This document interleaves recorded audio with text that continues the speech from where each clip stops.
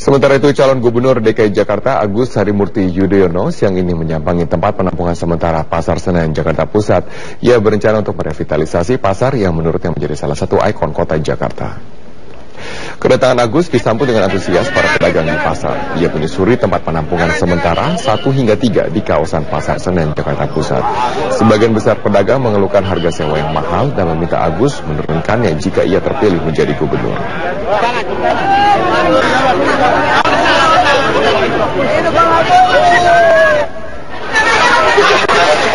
Namun sambutan hangat dan antusias dari warga tidak selalu diterima oleh kandidat nomor urut 1 ini. Hal tersebut terlihat dari ajakan dialog Agus yang tidak direspon pedagang beras di Pasar Kopro, Jakarta Barat pada Senin kemarin.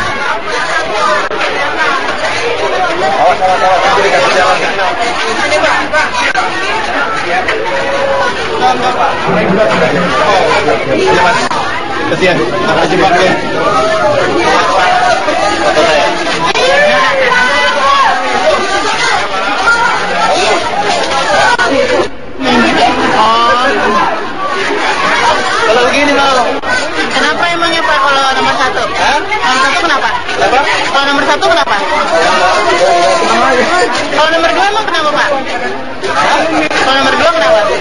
Lebih suka aja. Di hari kampanye ke-12, calon wakil gubernur DKI Jakarta Sandiaga Uno mengunjungi warga Rorotan, Jakarta Utara. Sandi berjanji jika nanti terpilih akan memberikan modal kepada para pengusaha-pengusaha kecil. Kunjungannya di Jalan Malaka 1, Rorotan Cilincing, Jakarta Utara, Sandiaga disambut puluhan warga yang sudah menunggu sejak pagi hari. Selain belusukan, ia juga menyempatkan diri mendengarkan keluhan warga terkait dengan modal bagi sejumlah pengusaha kecil.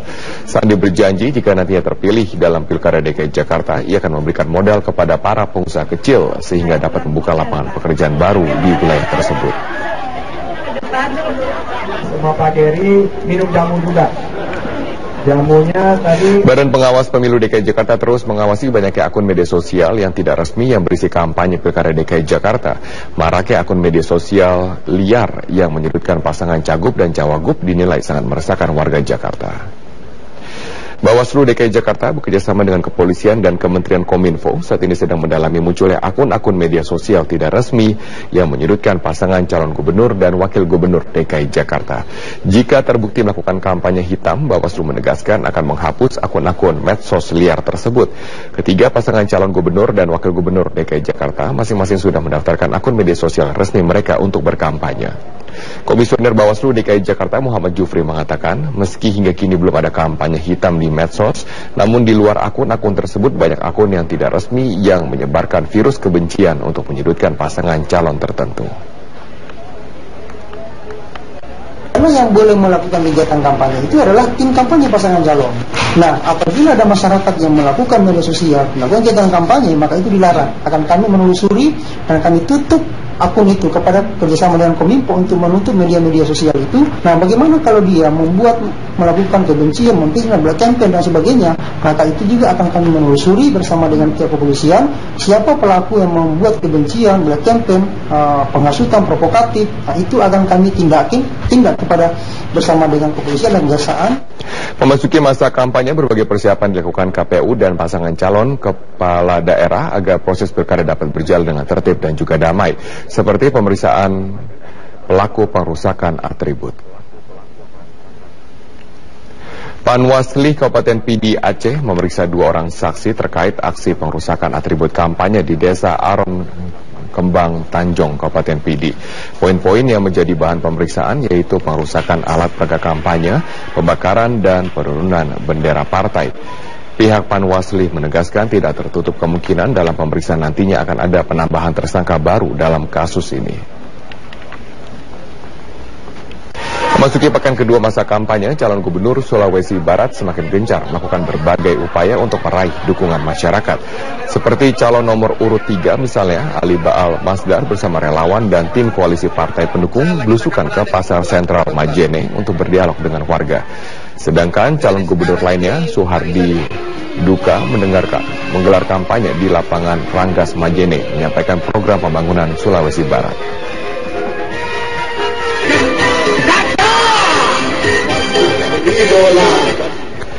KPU Pekanbaru Riau akhirnya menetapkan pasangan calon Destrayani Bibra Said Usman Abdullah dapat mengikuti ajang Pilkada Pekanbaru 2017 mendatang. Hal ini menyusul dari putusan panitia pengawas pemilu setempat dalam sidang sengketa yang menyatakan pasangan ini memenuhi syarat untuk pilkada.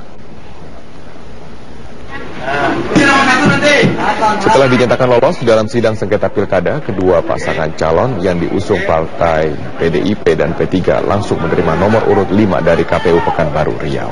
Pemilihan wali kota dan wakil wali kota Pekanbaru tahun 2017.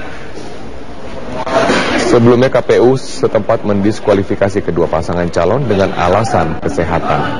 Namun setelah menjalani 7 kali sidang, Panwasli setempat mengabulkan permohonan kedua pasangan calon sekaligus menganulir keputusan KPU yang menyatakan calon disabilitas tidak dapat mengikuti pilkada.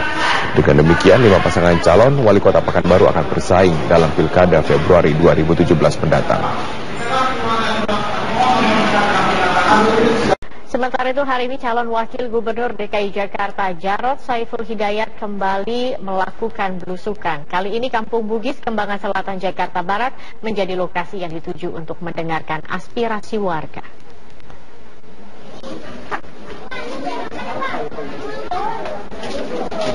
Calon wakil gubernur Jarod Saiful Hidayat disambut warga Kampung Bugis, Jakarta Barat saat kampanye belusukan. Calon wakil gubernur yang mendampingi Ahok sejak akhir 2014 lalu mencatat berbagai keluhan warga saat berdialog. Namun aktivitas ini sempat terganggu oleh teriakan sejumlah orang.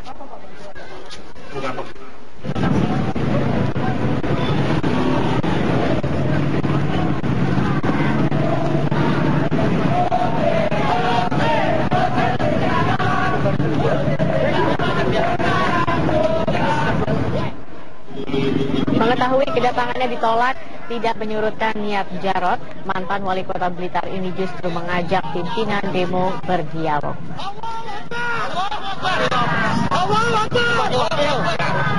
Ya itu kan sama aja, sama satu grup. Ya, maunya? Saya kan menolak Ahok. Ya. Karena satu grup. Ya, terus?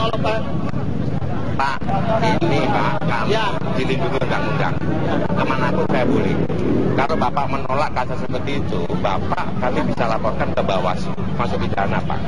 Tidak boleh Pak. Kalau Bapak nggak setuju, nggak apa-apa. Kalau Bapak nggak setuju, nanti tanggal 15 masuk dulu Pak. Ya, itu aja Pak. Selesai berdialog, Jarod melanjutkan berkampanye menemui warga lain yang telah menanti kehadirannya. Badan Pengawas Pemilu DKI Jakarta telah menerima 18 laporan dugaan pelanggaran Pilkada. 2 diantaranya adalah dugaan manipulasi proses pemutakhiran data pemilih serta kegiatan kampanye para calon di tempat ibadah. Laporan dugaan pelanggaran diterima Bawaslu sejak tahapan dimulai, yakni sejak pemutakhiran data pemilih hingga masa kampanye saat ini. Laporan ini berasal dari masyarakat dan temuan dari tim Bawaslu. Dugaan pelanggaran yang terjadi di antaranya saat petugas PTDP melakukan pemutakhiran data pemilih dari rumah ke rumah.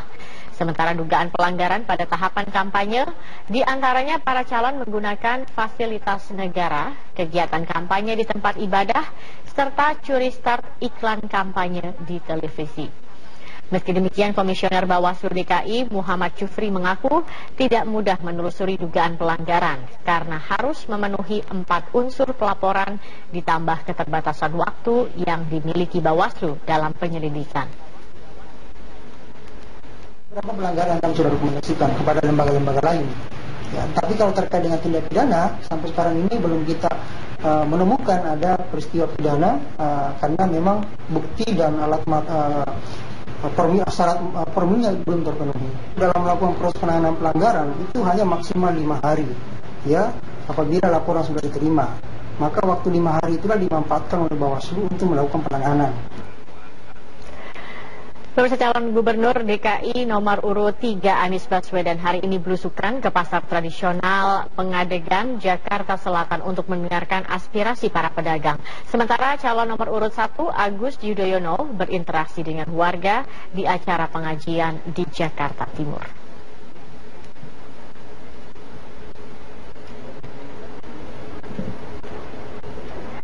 Di sela-sela belusukan ke pasar pagi Pengadegan Kalibata, Jakarta Selatan, Anies Baswedan menyempatkan belanja 6 ikat kacang tanah seharga Rp15.000 serta petai seharga Rp40.000 dan kue tradisional kue candil.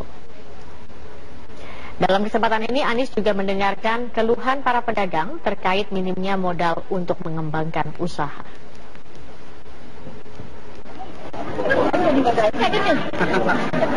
Perlu bantuan modal ya? Iya.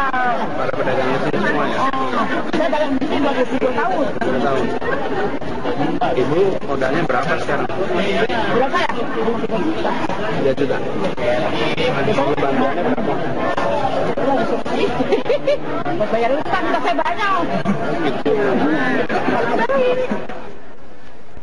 Sementara itu, calon nomor urut 1 Agus Yudhoyono didampingi sang istri menghadiri acara pengajian di Gedung Padepokan Pencaksilat, Jakarta Timur.